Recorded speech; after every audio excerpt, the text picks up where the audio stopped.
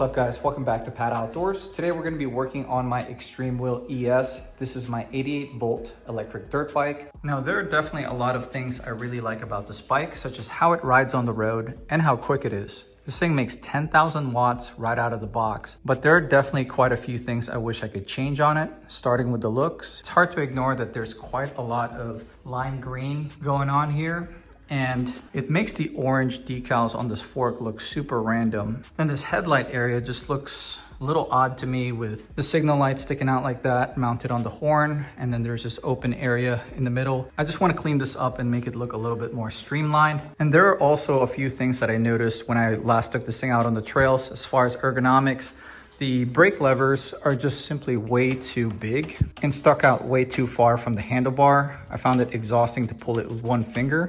I found myself using a minimum of 2 fingers, which was a little bit distracting and reduced my confidence on the trail. I don't really have a complaint as far as the braking performance, but I wish I could just change the brake lever feel. I want to at least be able to switch the brake levers out to something much smaller and positioned closer to the handlebar. I also found myself leaning too far forward when riding on the trail, which got exhausting pretty quickly. I think the handlebar is just positioned a little too low compared to where you're seated. So I want to add a higher rise handlebar or raise the handlebar mount on the stem.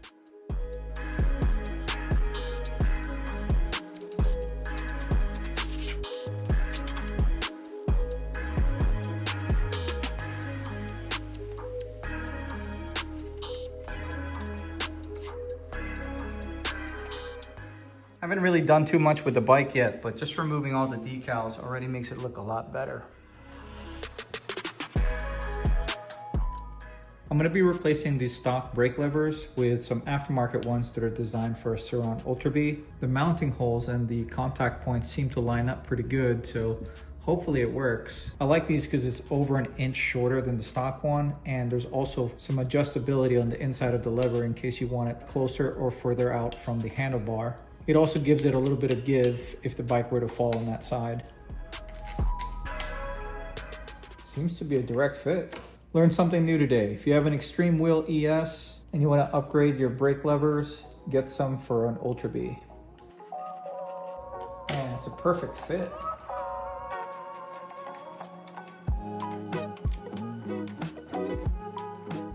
This is the part that I really like about these levers is you can finally adjust how it's positioned. I'm pretty much gonna max out the adjustment.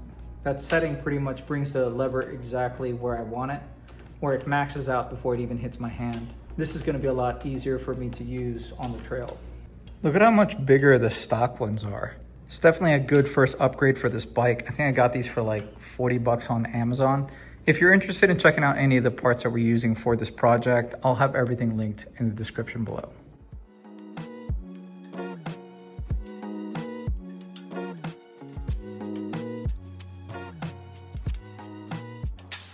I'm going to be replacing the stock bulky turn signals with some lower profile aftermarket ones that wrap around the fork.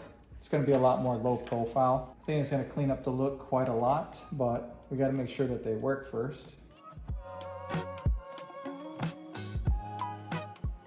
Main thing we got to figure out is how to get the 3-wire turn signals to mate up with the stock. The factory harness just has 2 wires going to the lights. Black is going to be the ground and red is the signal or power wire. I guess these aftermarket turn signals have a built-in running lamp. If you're putting this on a motorcycle, there's likely a dimmer light that stays on when you turn your headlight on, which is likely the red wire. And then yellow is probably a signal wire when you turn your blinkers on.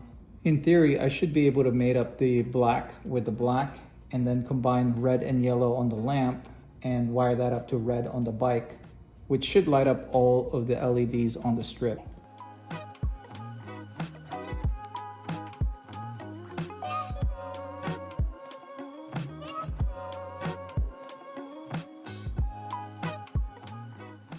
I like to have any sort of wiring that I do to be double insulated so I don't have to be paranoid about the bike getting wet. All right, let's see if this even works and figure out which one's left and right.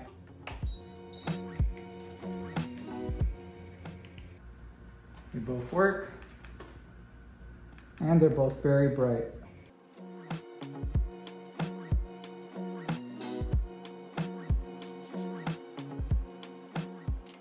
I'm gonna clean up all the wiring once I finish relocating the headlight and the horn.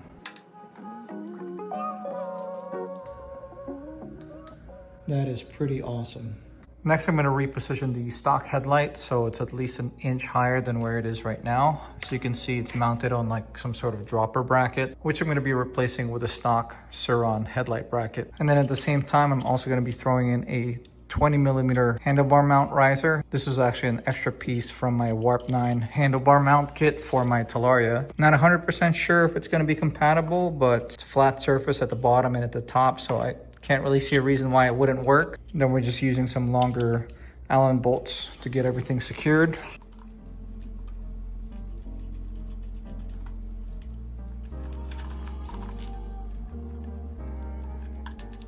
So the Sur-Ron headlight bracket is a bit wider than the stock one, so we might have to be using some spacers in between just to fill the gap, along with some longer bolts.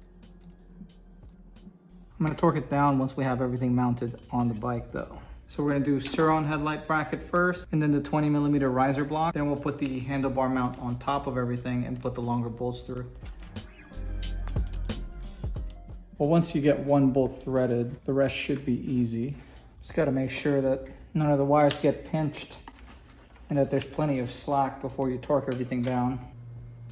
Never really understood the point of this shroud or cover that went over the headlight. Kind of just gets annoying when it rotates over the light. So I'm just gonna take it off. I don't really want to switch out the stock headlight. I actually like it. It has different modes. I usually keep it on yellow. Now I just gotta figure out where to put this horn. I'm actually closing off this area with an ODI front plate. I really like how this looks on my junkyard Talaria project. I think it's actually really gonna clean up the front end of this bike. Might be enough room to jam this right in the center of the headlight bracket. Oh yeah, that's a perfect spot for it.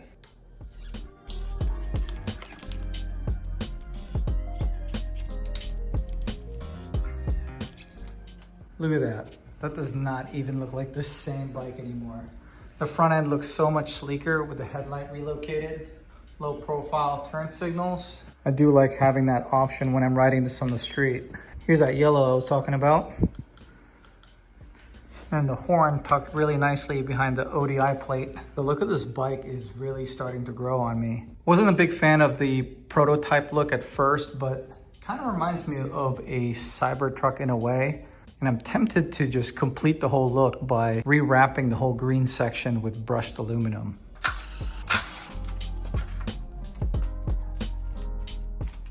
All right, I got a roll of Vivid automotive vinyl. This is gunmetal gray. I guess I'm gonna give this a shot. The most frustrating part about this seat design is it doesn't separate from this green cover. So I'm just gonna have to wrap the whole thing and then carefully blade around the seat.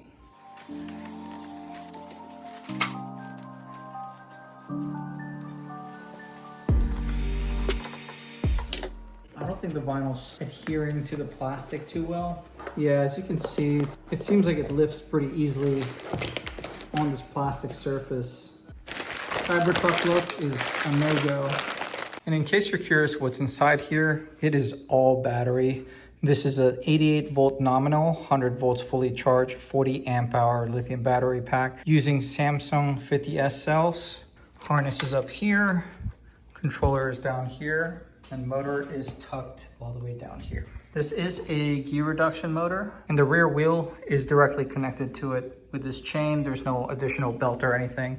If you are interested in getting more information on the Extreme Wheel ES, I'll leave a link in the description for their website. You can also get 5% off this bike if you purchase it through eRide Life, which I'll leave a link in the description as well.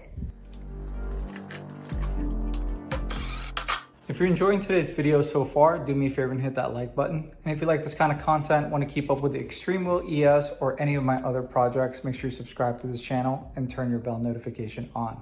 Just had a DHL delivery, dropped off a fragile package.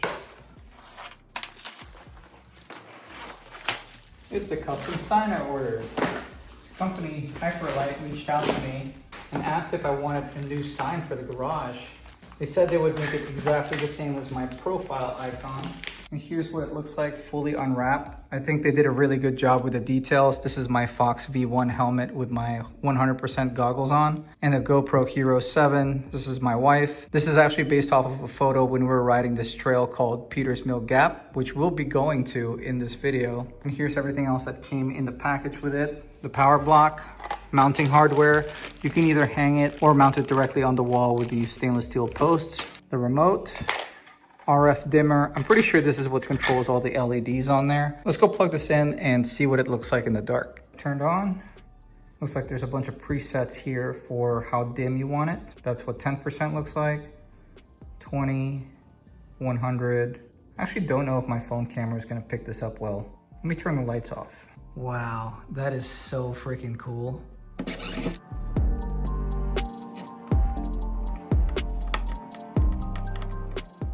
Once you finish installing the posts on the wall, you can now install the mounting bolts to the sign. There are 2 O-rings. One goes between the bolt and the sign, and then the other goes on the back side.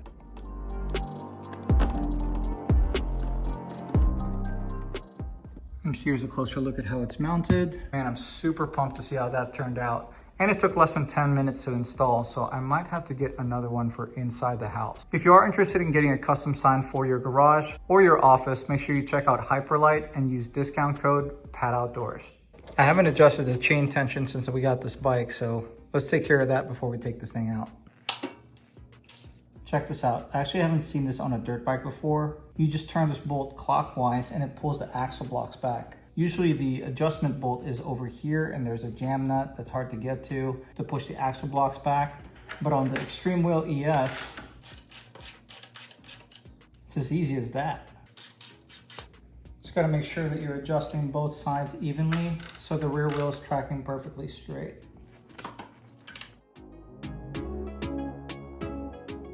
One last thing that I did to this before we took it out of the garage is do the firmware update. I'm trying out an experimental tune that's supposed to unleash the maximum power that this battery is able to put out. We're gonna be riding with my buddy Rob, who's gonna be on his CRF 250 RX.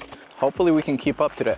That's what I like about the Extreme Wheel is the RFID is a wristband, which is a lot more convenient than the Talaria tags.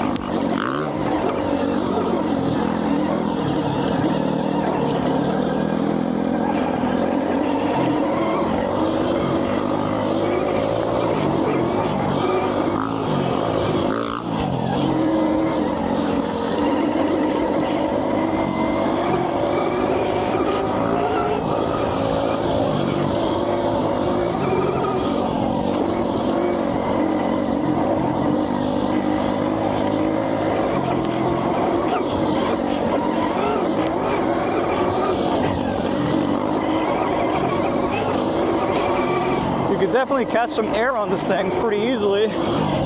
Oh shit.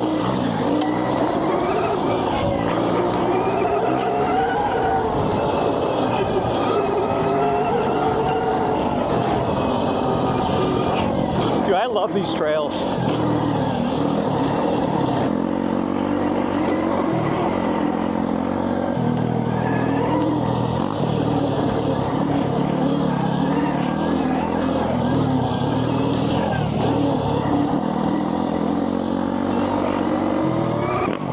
You know, I installed a handlebar riser on this, but even with a 20mm rise, I still feel like the seated position is a little too hunched forward in comparison to a traditional dirt bike.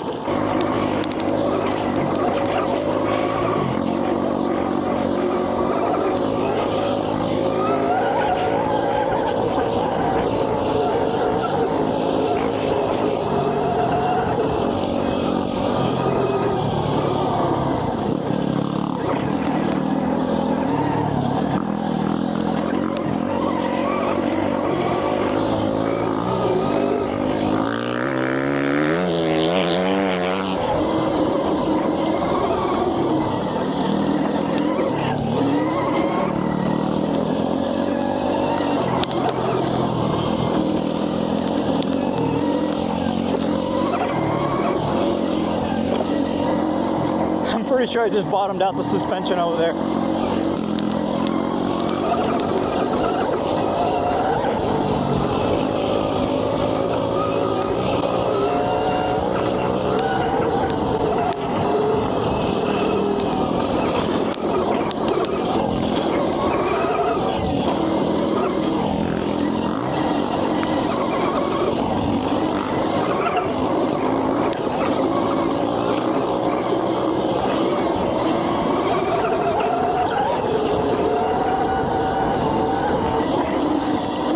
Yeah, I might have to tighten up the fork or add a little bit of preload or something.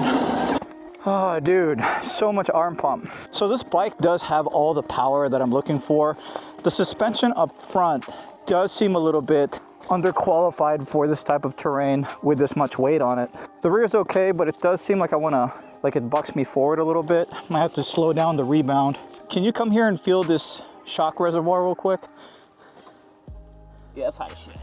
Yeah, the rear shock was putting into work. Can you sit on the bike and let me know what you think? So Rob and I are the same exact height, and this is what he looks like seated on there. What would you change? 21-inch front wheel to lift the front end up? Yeah, and the bars need to be a little higher.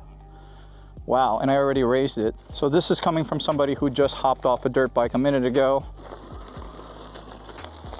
What does it feel like? You're very low and over the front end, so you don't have a very confident, like, firm front end that you feel like you can corner with. You go into a corner, especially with a little bit of brake, and it feels like it's gonna just wash out. It's just, I think it's just a slightly underperforming set of forks. All right, let's see what this thing can do.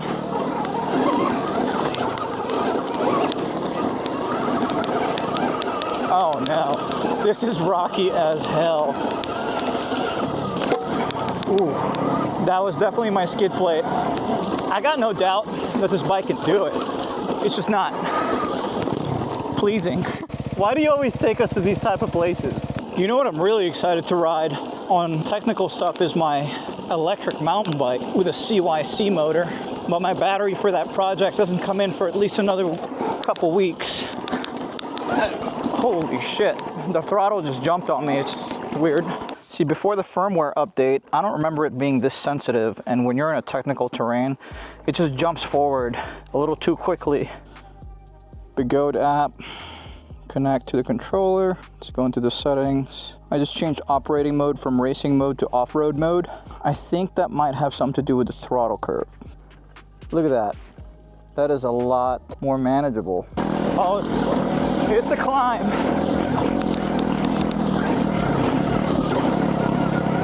I mean, this thing does it pretty easily because it's got all the power. It's just not comfortable. Oh shit, you're right here? Yeah, sir.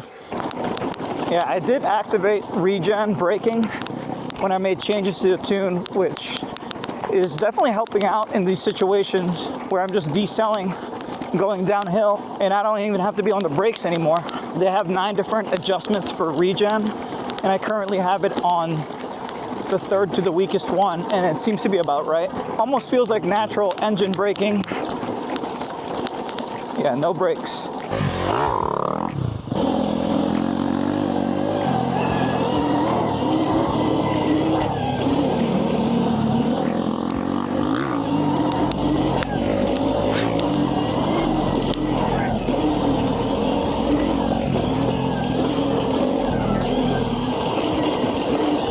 That is so much fun.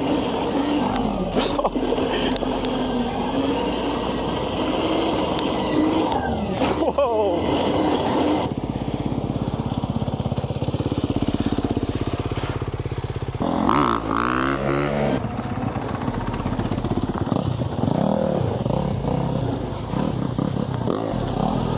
They're probably like, what is that little electric toy doing here?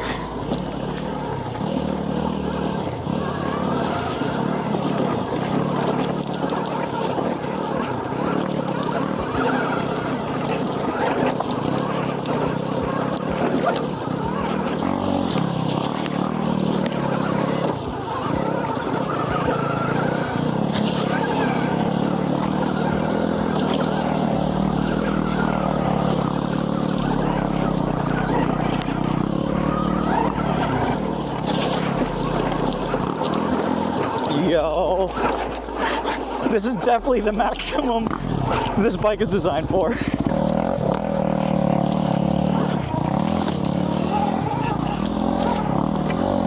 Oh, hell no.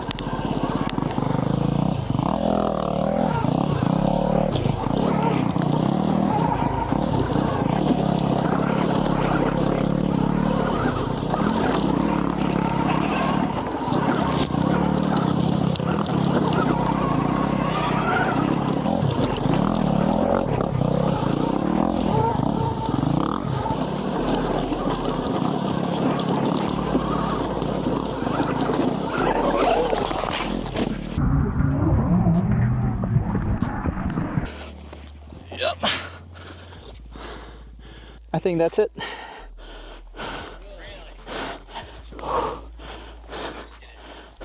Oh yeah, this bike is fucked, dude. Well, there it is, guys. My right foot is what I'm concerned about, bro. I don't know, dude. I'd rather have it bent than like collapse though.